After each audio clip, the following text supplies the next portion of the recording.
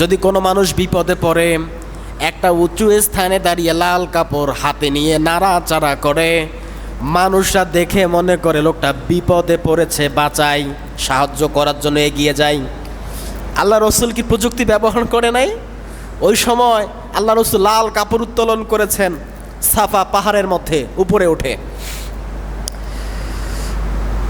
সর্বপ্রথম প্রযুক্তির আবিষ্কার হয়েছে, আল্লাহ রসুলও প্রযুক্তি ব্যবহার করেছেন। আজকে যদি এই প্রযুক্তিতে আল্লাহ রসুল থাকতেন, কোনো নবী থাকতেন, অবশ্যই এই প্রযুক্তিকে আল্লাহ পাক তার রসুলদের মাধ্যমে, নবীদের মাধ্যমে সঠিক পথে ব্যবহার করার নির্দেশ দিতেন। কথা বলেন ঠিক কিনা? নির্দেশ দিতেন। আল্লাহর নবী লাল পতাকা উত্তোলন করলেন, সকল মানুষ ছুটে আসলো, মুহাম্মদ কি বলতে চাই আমরা একটু শুনে যাই। হাজার হাজার মানুষ সেখানে সমবেত হলো।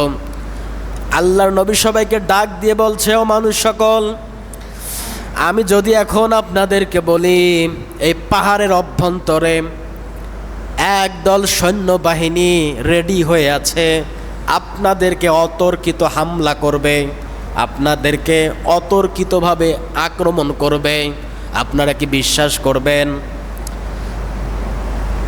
হাজারো মানুষ বলছে, হ্যাঁ আমরা বিশ্বাস করি। কেন? কারণ আপনি সাদিক, আপনি সত্যবাদী, আপনি আল আমিন, আপনি বিশ্বাসী, আপনি কখনোই আমানতের খেয়ানত করেন নাই, আপনি কখনোই মিথ্যা কথা বলেন নাই। হ্যাঁ আমরা বিশ্বাস করি। অনেক মানুষ যখন এই কথা বলছে, ওই দলের মধ্যে ছিল আবু লাহাব, আল্লাহর নবীর আপন চাচা। ডাক দিয়ে বলছে, মুহাম্মদ, লানত ইয়া মুহাম্মদ, তোমার ওপর লানত, তোমার ওপর অভিশাপ। এই কথা বলার জন্যই তুমি আমাদেরকে ডেকেছ নাকি? এখনো কথা শেষ হয় নাই।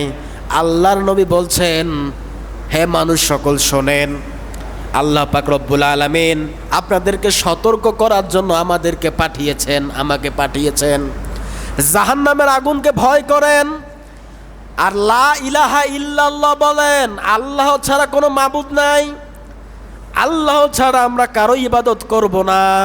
পৃথিবীতে আমাদেরকে সৃষ্টি করেছেন আমাদের মালিক, আমাদের মালিককে আমাদের স্বীকার করা লাগবে।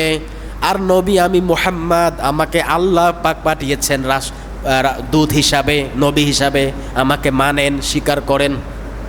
অধিকাংশ মানুষ মেনে নিয়েছে, কিন্তু সব থেকে বেশি জ্বলেছে আর পুড়েছে আবু লাহাব। আবু লাহাব কি হয়? তার আপন চাচা।